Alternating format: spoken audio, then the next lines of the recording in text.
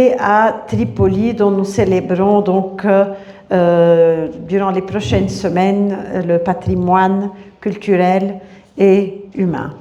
Ce soir, nous vous proposons donc une lecture de l'opéra L'amour de loin sur un livret d'Amin Malouf et une musique de Kaya Sarriao, une mise en scène de Peter Sellars. Alors, cette séance, nous avons pu vous la proposer en partenariat avec Madame Stéphanie Jabre, qui est là, Docteur Stéphanie Jabre, merci, et avec le soutien de la Fondation Saadallah et Lubna Khalil. Voilà, donc ce soir, j'invite Zena Saleh Kayali et Sissi Baba à vous parler de cet opéra. Zena Saleh Kayali s'emploie depuis près de 20 ans à valoriser le patrimoine musical libanais par le biais d'ouvrages, d'articles, de conférences et d'organisations de concerts. Elle est la cofondatrice du Centre Patrimoine musical libanais, du Festival musical du Liban à Paris et de Bet Tabaris, résidence musicale dédiée à la jeunesse libanaise. Elle est la fondatrice et la directrice de la collection Figures musicales du Liban aux éditions Goettner Paris. Merci Zena Saleh Kayali d'être avec nous ce soir. Sissi Baba est traductrice et doctorante. Pardon, il faut que je vois un peu plus grand. Voilà, est traductrice et doctorante en littérature comparée à la Sorbonne Paris 4. Elle s'intéresse à la relation entre la littérature et le répertoire des maisons d'opéra, allant des poèmes symphoniques aux grands opéras et ballets. Profitant de ses études en musique, et en piano en particulier, et danse classique, selon la méthode russe, elle essaye de les mettre au service de ses travaux académiques et vice-versa. Ayant enseigné au Collège Notre-Dame de Jamhour, puis à l'Université Saint-Joseph de Beyrouth, elle a aussi des publications variant entre billets publiés dans l'Orient le Jour et des articles académiques abordant la musique et le ballet. Elle a eu l'occasion de participer à des colloques à Paris et à des ateliers et des conférences à Saint-Pétersbourg, dont la prestigieuse Académie du ballet russe Agrippina Vaganova, affiliée au Théâtre Narensky. Je m'arrête là et je vous souhaite une bonne séance. Tfaddalou, mesdames.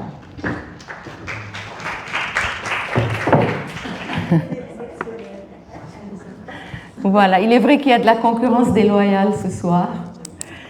Donc nous allons parler de cet opéra dont un des lieux est Tripoli. C'est donc en l'honneur de la ville de Tripoli qui est capitale culturelle cette année. Je vais vous dire un petit mot de Kaya Sarriao, la compositrice, et les compositrices sont en danse. Et puis je vous dirai un petit mot de l'opéra lui-même, des personnages, du cadre. Puis nous verrons un premier extrait. Nous allons voir 3 extraits, pas trop longs, parce que c'est un langage musical quand même assez expérimental, assez contemporain. Ce n'est pas du Verdi du tout. Et pour un langage musical aussi contemporain, qui peut être opaque pour certaines personnes, c'est un opéra qui a été donné plus de 70 fois depuis sa création, ce qui est absolument considérable pour un opéra contemporain. Donc 70 fois et dans 5 productions différentes, c'est-à-dire des productions différentes, c'est-à-dire des mises en scène différentes et des interprètes différents. Donc ce soir, nous avons une production avec la mise en scène de Peter Sellars et de très grands interprètes, dont la fameuse Dawn Upshaw, qui est une soprano américaine de très très grande qualité dans le rôle de Clémence. Alors, Kaya Sarriao est une compositrice finlandaise qui est née en 1952 et qui vient de décéder en 2023 à 71 ans, donc jeune. Elle a vécu en France depuis le début des années 80 et a eu une très très grande notoriété en France. Quand elle est décédée en 2023, il y a eu des hommages extraordinaires à la radio, à la télévision, même à des heures de grande écoute, parce que ce n'est pas une musique facile, ce n'est pas une musique grand public, mais il y a eu de très très grands hommages aux heures de grandes écoutes sur les chaînes généralistes. Elle était vraiment considérée comme une grande compositrice et la France l'avait adoptée. Comme elle vivait en France depuis de très nombreuses années et qu'elle parlait bien le français, la France l'avait adoptée. Elle avait d'ailleurs fait ses études après l'Académie Sibelius en Finlande, bien sûr, qui est le passage obligé de tous les musiciens finlandais. Elle avait fait de longues études aussi à l'IRCAM en France, qui est un centre de musique contemporaine, de recherche musicale. Donc Kaia Saariaho a un catalogue très important de musique instrumentale. Elle est très influencée par la musique spectrale. Donc la musique spectrale qui est un courant musical du milieu du XXe siècle qui veut s'affranchir de la tonalité et qui veut retranscrire avec certains instruments et avec la musique électroacoustique de certains bruits de la nature, contrairement à la musique concrète, qui est un autre courant musical du milieu du XXe siècle, qui insère dans la partition musicale des bruits du quotidien, comme une porte qui claque ou un moteur. Dans une œuvre de Zad Multa'a, il y a quelques années, il y avait un bruit de moteur qui ronronnait. Donc ça faisait partie de la partition. C'est ce qu'on appelle la musique concrète. Katia Saariaho a beaucoup travaillé sur le violoncelle. C'est son instrument préféré, dit-elle. Elle l'a beaucoup déconstruit, parce que vous savez que dans la musique contemporaine, on peut se permettre de déconstruire un instrument, de jouer avec l'archet de façon pas du tout habituelle. De certains pianistes, dans certaines partitions de piano contemporain, mettent les mains dans le piano et jouent avec les cordes. Donc voilà, Katia Saariaho a beaucoup déconstruit et reconstruit le violoncelle. Elle a aussi écrit 5 opéras, dont 3 avec comme librettiste Amin Maalouf. Et c'est en fait cet opéra, L'amour de loin, qui lui a apporté la consécration internationale. Elle était connue avant, bien sûr, elle était respectée dans le monde musical contemporain, qui est quand même un monde un peu restreint, mais à partir de L'amour de loin, elle est devenue une grande compositrice internationale.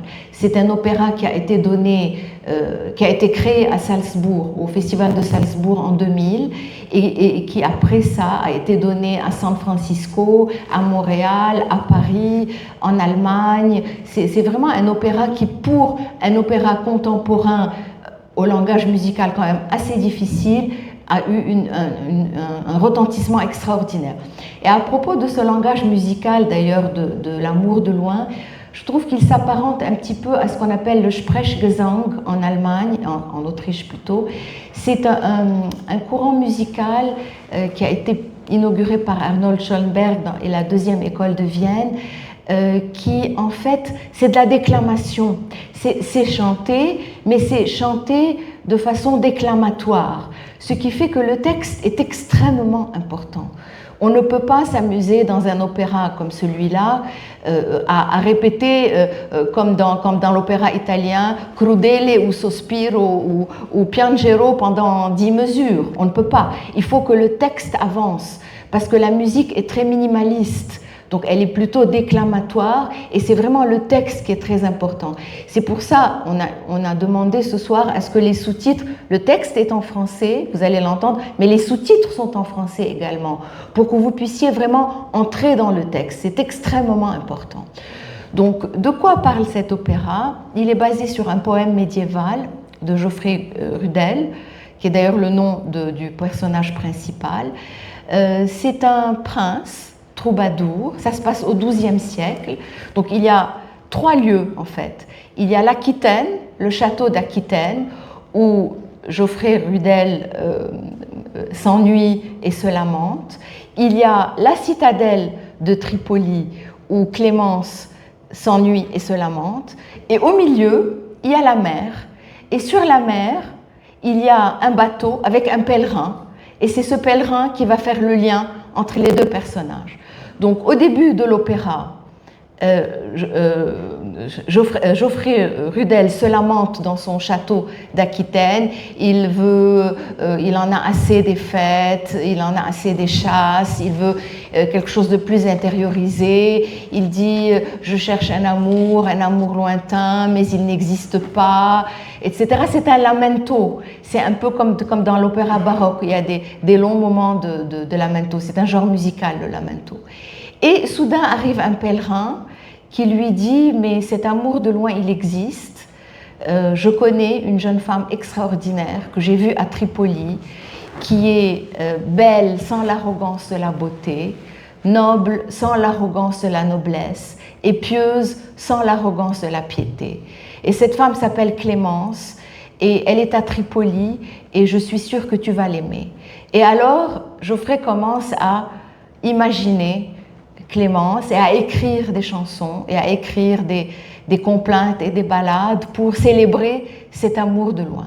Sur ce, le pèlerin, qui est plus entremetteur qu'intermédiaire finalement, part à Tripoli parce qu'il fait l'aller-retour, il dit qu'il a fait le trajet au moins 10 à 12 fois et raconte à Clémence qu'il y a un troubadour, un prince troubadour qui se languit d'elle et qui chante des chansons, qui compose des chansons à son intention alors qu'il ne la connaît même pas. Et au début, Clémence prend la mouche, elle est quand même un peu choquée, c'est quoi ce type, d'où il me sort, comment, enfin. Et finalement, le pèlerin la convainc, il récite la chanson, il lui chante la chanson, et le pouvoir de la musique étant ce qu'il est, Clémence commence à tomber amoureuse de ce prince lointain qu'elle n'a jamais rencontré. Alors le pèlerin repart en Aquitaine et il raconte ce qu'il a vu. Il raconte à Geoffrey qu'il a dit à Clémence que Geoffrey était en train de la célébrer dans ses chansons. Alors Geoffrey se fâche du pèlerin, ce pauvre pèlerin, il a pris les états d'âme de tout le monde. Et au début, il se fâche, mais comment tu lui as dit, comment as-tu osé lui dire, mais moi je voulais qu'elle reste loin, qu'elle reste lointaine, qu'elle ne sache pas. Finalement, il se laisse convaincre, c'est une bonne chose que Clémence pense à lui, et il décide de prendre lui aussi la mer avec le pèlerin pour aller retrouver Clémence. Alors, la traversée se passe assez mal. Au début de la traversée, il a des états d'âme incroyables. Il se demande s'il a bien fait. Qu'est-ce que c'est que cette histoire? Je n'aurais jamais dû partir. Il fallait qu'elle reste un amour idéalisé de loin. J'ai très mal fait de partir. Le pèlerin lui dit, c'est trop tard, maintenant tu es là. On traverse. Donc la traversée, il y a toute une partie de l'opéra qui se passe sur la traversée. Et dans la mise en scène de Peter Sellers, il y a de l'eau. Il y a de l'eau sur la scène. Quoique le décor est très minimaliste, vous allez voir, le décor c'est deux tours qui se font face, une tour où Geoffrey se lamente avec une nacelle et une tour avec un escalier en colimaçon où Clémence se lamente et la mer entre les deux. Et donc il finit par arriver, mais il est très malade, il arrive mourant et il se retrouve enfin, il se voit enfin après toutes ces années d'amour de loin. Et il meurt au moment où il la retrouve, il meurt dans ses bras. Et elle, à ce moment-là, elle fait une crise terrible de révolte contre Dieu. Et on va en parler tout à l'heure avec Sissi de l'aspect spirituel de l'opéra. Elle fait une révolte, elle se révolte contre Dieu. Elle lui dit, comment tu as permis une chose pareille, comment tu as fait? Et puis, elle a un remords d'avoir blasphémé, d'avoir dit des choses violentes. Parce qu'il y a dans le fond, aussi bien en Aquitaine qu'à Tripoli, il y a des chœurs de femmes pour Clémence, des chœurs d'hommes pour Geoffrey, qui, dans la mise en scène, on ne voit pas les chœurs, on les entend, qui soulignent l'action et qui font des commentaires. Comment oses-tu blasphémer, comment oses-tu t'en prendre à Dieu, etc. Et à la toute fin, Clémence, donc Geoffrey meurt et Clémence décide de rentrer au couvent. Donc comme vous voyez, ça se termine très bien et c'est très joyeux. Donc je pense qu'on va commencer par, je ne sais pas si j'avais d'autres choses à vous dire à ce sujet. Je pense qu'on peut écouter un premier extrait. On vous a choisi 3 extraits assez courts. Dans le premier extrait, c'est Geoffrey qui est seul. Et c'est le long lamento de Geoffrey avec l'intervention du pèlerin. Donc voilà, c'est le premier extrait. Oui, avant d'oublier, la deuxième similitude avec l'opéra baroque que j'ai trouvé, c'est que le rôle du pèlerin est un rôle d'homme, mais il est tenu par une femme. une femme qui est mezzo-soprano. Donc c'est souvent, dans l'opéra baroque, on trouve souvent des rôles d'hommes tenus par des femmes. Voilà, c'est ce que je voulais vous dire. Premier extrait. Premier extrait.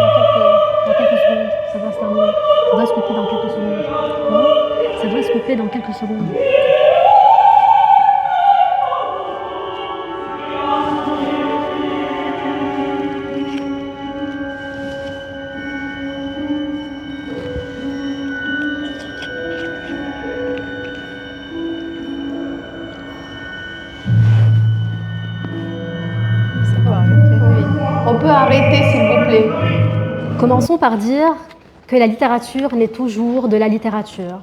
L'art est né de données artistiques antérieures. Un poète qui rêve d'amour et de femme idéale, cela n'est point un thème nouveau, rien de particulier jusqu'à présent. En opéra, on a déjà vu souffrir des couples qui ne peuvent pas se réunir et restent éternellement séparés. Tel est le cas de Tristan et Iseut, composé par Wagner, ou Tatiana et Eugène, dans Eugène Onegin de Tchaïkovski, qui est à la base un roman en prose de Pouchkine.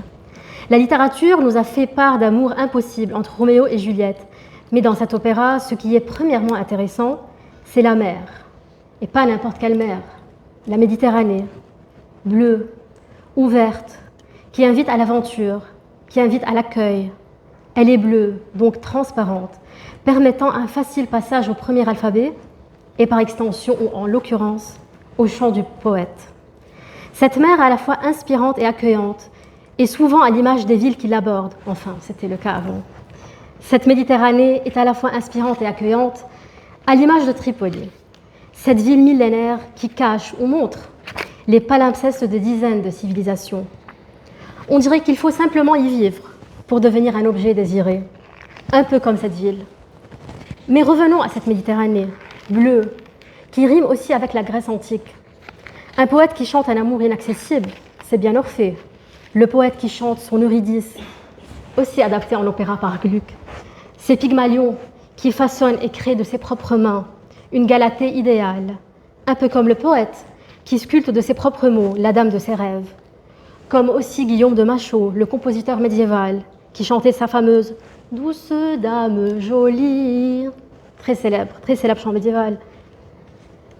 Comme Clément Marot, et elle s'appelle Clémence, comme Clément Marot, le poète médiéval, qui composait des blasons pour faire l'éloge de chaque détail de sa bien-aimée.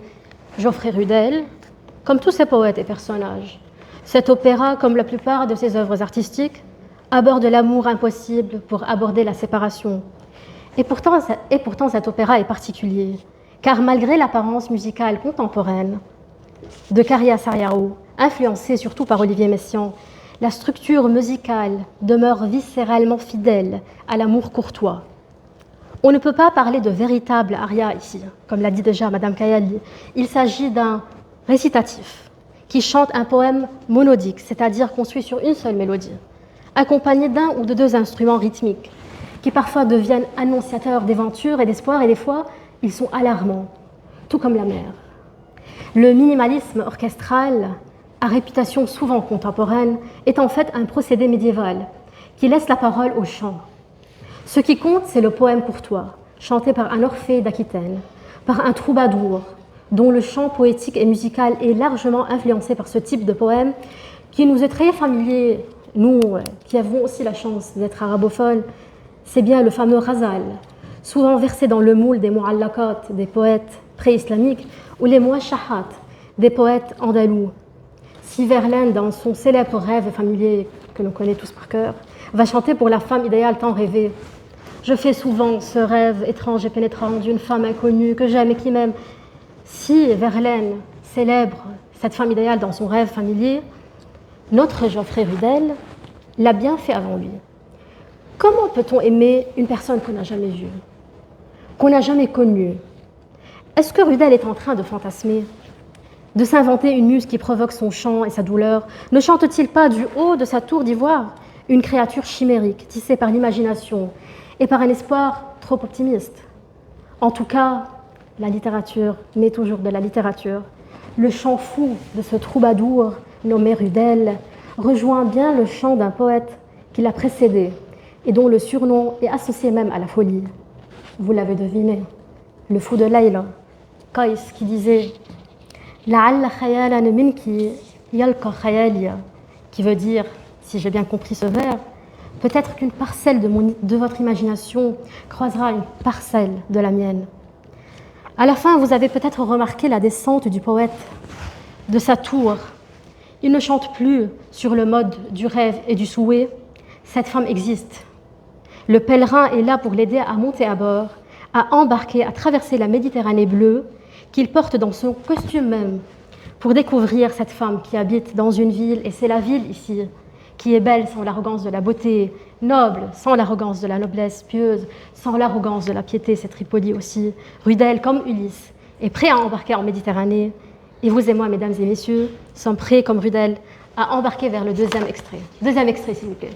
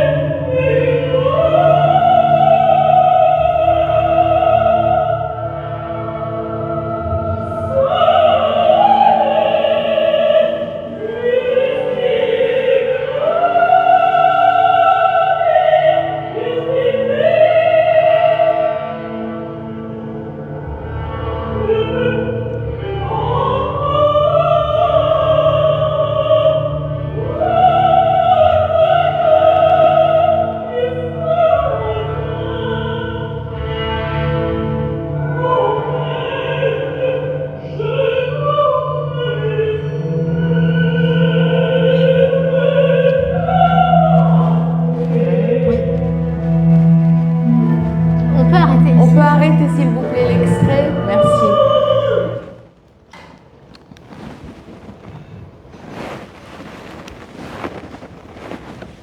Suivant cet extrait, je voudrais rapidement aborder deux axes. Le premier axe est consacré évidemment à la musique, sans rentrer trop dans les détails. Sans doute vous avez remarqué le chant assez particulier du pèlerin, interprété par une mezzo-soprano. Le pèlerin sert évidemment d'intermédiaire et de réconciliateur horizontal entre deux personnes qui menaient une vie verticale. Le poète vivait dans sa tour d'ivoire bâtie de muses et de chants, alors que Clémence vit dans une véritable tour dans le château Saint-Gilles à Tripoli, qui existe toujours. Il reconstruit, le pèlerin, aussi un dialogue indirect entre les personnages principaux. Il transmet même fidèlement la parole du poète. Il reprend la même mélodie et les mêmes paroles. En termes d'opéra, il reprend le même thème, le même motif, le motif du poète. Sauf que le langage musical est différent. Et parce que différent, il est révélateur. Autrement dit, si l'on tend l'oreille à la musique, on peut comprendre ce qui va se produire.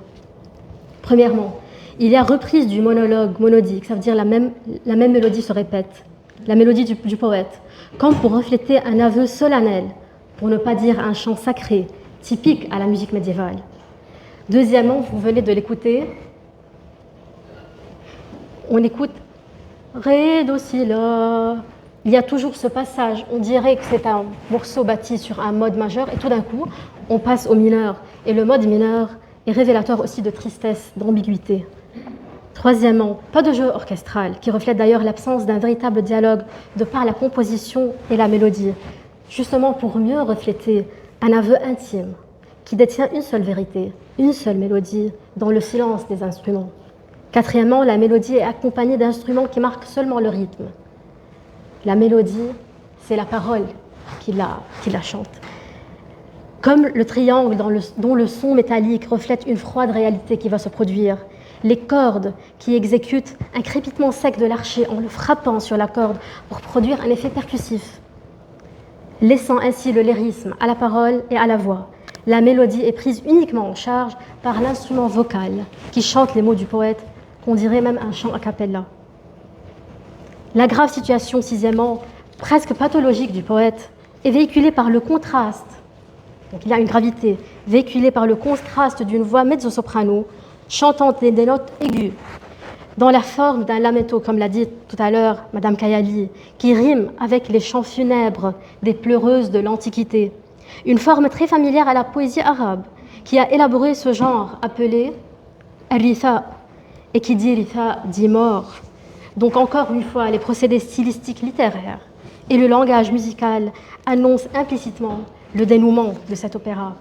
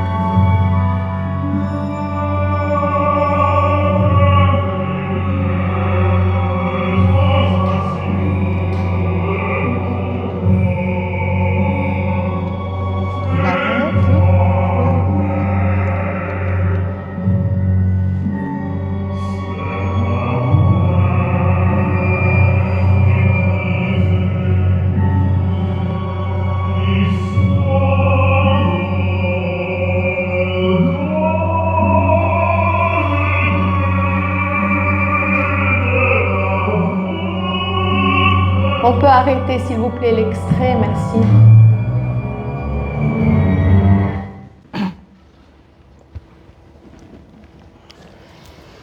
Donc maintenant, on peut peut-être aborder les grands thèmes. Donc cet opéra, évidemment, aborde des thèmes existentiels extrêmement importants. Tout d'abord, l'amour. Est-ce que l'amour est plus fort quand il est imaginé, quand il est de loin? Est-ce qu'il est idéalisé? Est-ce qu'on est déçu au moment des retrouvailles? C'est ce que Geoffrey craint quand il est pendant la traversée. En revanche, Clémence dit à ses suivantes, au chœur qui l'interroge à propos de cet amour, à un moment donné, elle dit « Je ne souffre pas parce que je n'attends pas ». Oui. Donc ça, on ne souffre pas parce qu'on n'attend pas, on n'attend rien, donc on ne souffre. Donc ça reste en fait du fantasme, du domaine du fantasme, de l'imaginaire. C'est l'attente qui fait souffrir finalement.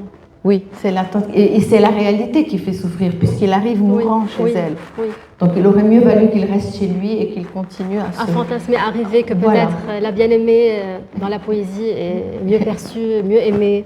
Et ça nous rappelle aussi, encore une fois, je dois retourner au mythe d'Orphée et d'Eurydice, parce que Geoffrey Rudel meurt après avoir vu Clémence, exactement comme Orphée qui est allé même jusqu'aux enfers pour la récupérer, et quand il l'a vue, il l'a perdue à jamais. Le pèlerin, jadis unificateur aussi dans cette scène, s'avère malgré lui un Minos qui emmène sur sa barque le poète vers sa mort. Autrement dit, est-ce que l'amour s'évapore, comme vient de le dire Madame Cayel, il s'évapore à la rencontre des amoureux, ou si les amoureux se rencontrent trop souvent? Par extension, est-ce que la vie conjugale, par exemple, l'union éternelle ne tue pas l'amour dans le sens du désir et de la passion? Ici, le poète ne meurt pas vraiment, c'est le désir qui meurt, c'est un symbole du désir mourant. Vous voulez ajouter quelque chose avant d'enchaîner sur un Non, autre, je voudrais parler du pouvoir de la musique, parce qu'il y a un moment aussi dans l'opéra, qui est bien sûr associé à l'amour, où à un moment donné, Clémence dit à ses suivantes « J'aime son chant, mais est-ce que je l'aime à lui ?» Donc elle est tombée amoureuse de lui, parce qu'au début, vous avez vu la scène où elle se rebiffe. Elle ne veut pas qu'un homme lointain qu'elle ne connaît pas pense à elle ou fantasme sur elle, mais dès qu'elle entend le chant, elle se radoucit. Donc là aussi, c'est important le pouvoir de la musique. Oui. La musique et la poésie, je dirais, parce que oui, et la poésie. Il y a l'art unificateur, la musique et la poésie, c'est presque la même chose. Et comme on vient de voir que le poète meurt, symbole du désir mourant, il y a aussi la véritable mort du poète. Ici, je voudrais parler de la mort du poète au niveau ontologique et politique, parce que c'est très important.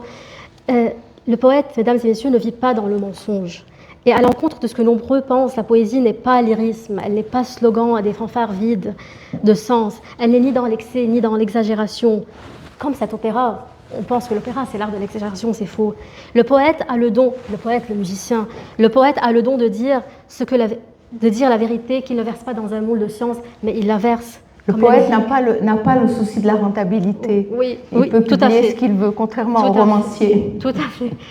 Comme la musique, comme le miel, il la verse dans le moule de l'esthétique. Et l'esthétique même, à l'encontre de ce que certains pensent, n'est pas un ornement inutile, elle n'est pas un luxe. Le poète est tellement dans le don et dans la passion que c'est un objet amoureux qui porte le rouge. C'est pas lui qui porte le rouge, pourtant c'est lui qui aime. Ce n'est pas lui qui le porte, car pour le poète, pour l'artiste, pour le musicien, ce qui compte, c'est l'œuvre, l'objet du désir. Clémence n'existe pas que parce que Rudel a existé. Et encore, il ne la laisse pas sans laisser une empreinte, ce rouge de la passion. Finalement, la poésie est par extension l'art. Les artistes, les opéras, les ballets, les sculptures, les tableaux, les livres, les films sont une nécessité. Les festivals sont une nécessité. Et si le poète meurt, mesdames et messieurs, s'il meurt car on l'a marginalisé, car on n'a pas lu son œuvre, car on a méprisé même son existence, qu'on jugeait un ornement inutile, si le poète meurt, le politicien, tout politicien gagne. Si la poésie, la musique et l'opéra meurent, ce sont le récit fasciste et les lignes virtuelles, les ghettos mentaux mensongers qui gagnent. Si l'art et les festivals meurent, c'est la mort officielle de Tripoli, de notre pays et du monde entier. Merci. Je crois qu'on peut clôturer sur cet appel. Est-ce que vous avez des questions? Oui. Ah oui, c'est très important ça, il faut qu'on voit ça. Peter Sellers qui Oui. parle de l'œuvre. Absolument. Il y a aussi une lecture politique dans tout ça, le clash des civilisations, c'est très important.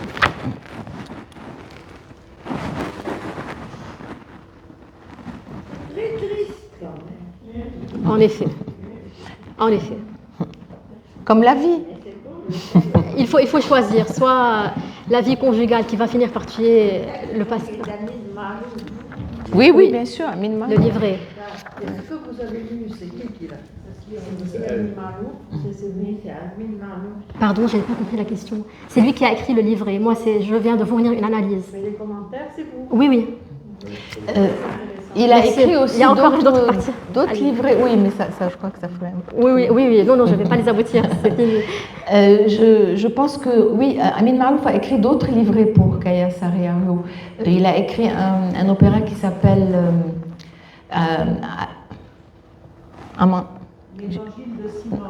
La Passion selon Simone, qui est Simone Veil, et un opéra avec Mater. Mais comment c'est le temps? Je ne me souviens plus du nom. Je ne me souviens plus du nom. Non. À propos de la femme qui vit dans un pays imaginaire, dans une guerre civile avec son fils. Attends, comment on a oublié le nom? En tout cas, c'est très libanais. Ça. Oui, mais le pays Hélas. est imaginaire. Personne n'a compris de quel pays il s'agit. Un peu comme le Liban. Le pays imaginé des frères Rahbeni. Mais c'est à nous de le faire. Commençons par regarder.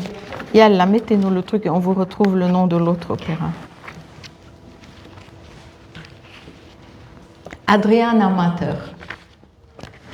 C'est le nom de l'autre opéra de Kaya Sarriarou et Amin Malouf.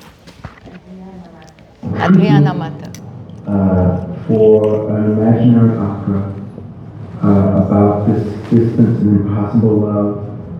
She had found the Geoffroy material and she put together kind of a little dossier with reproductions of La Dame et la Licorne and all of this medieval material, very beautifully presented, and asked me to direct this opera. And I said, I'm an American, I have nothing to do with medieval France, and wouldn't know how to begin. Its culture is so remote from any reality, and in my life, and of course I began to know Kaya's music because she would come to Los Angeles, where Asa Becker Salomon was commissioning many of her pieces for the Los Angeles Philharmonic, and I was quite obsessed with the great Lebanese writer Amin Malouf, and had been teaching his books in my classes in California. And I mentioned him, and shockingly he agreed to write an opera. Suddenly the other side of the picture began to form, and it wasn't just medieval France, but it was medieval France as, of course, completely shaped by our culture. And this interpenetration of cultural languages, which is actually the core of medieval French avant-garde, and ultimately the height of Gothic style, and ultimately the height of manuscript illustration, and so on. It's this incredible exchange, cultural exchange. And so suddenly the piece had a cultural urgency at this moment where the fight between the East and the West has been pitched by certain politicians as a clash of civilizations.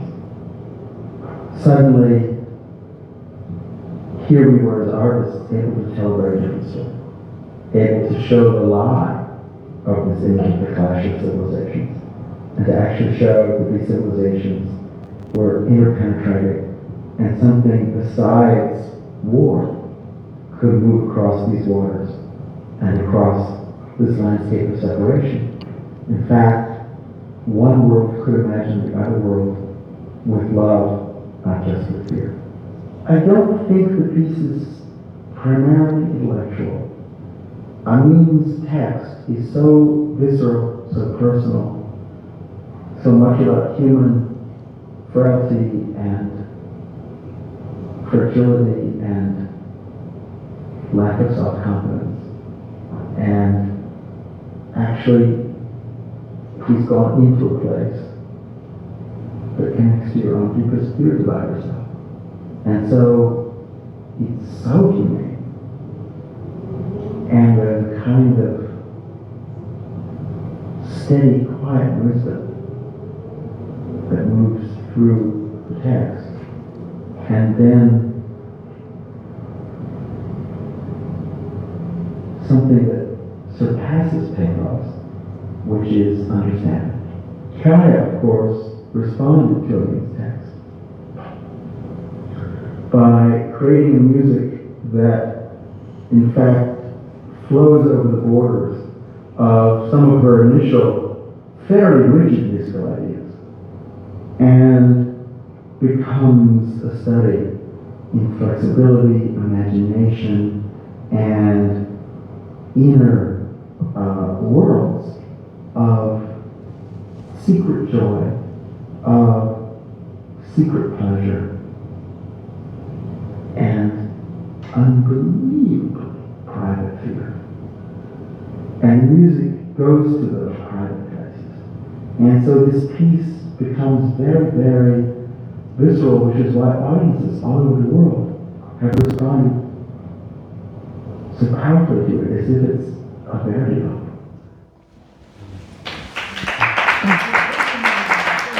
On doit à Peter Sellers, outre de très grandes mises en scène d'opéra, une somptueuse mise en espace de la Passion selon saint Matthieu avec le Philharmonique de Berlin et Simon Rattle, que je vous recommande très vivement, qu'on peut trouver sur les réseaux sociaux, qui est une merveille.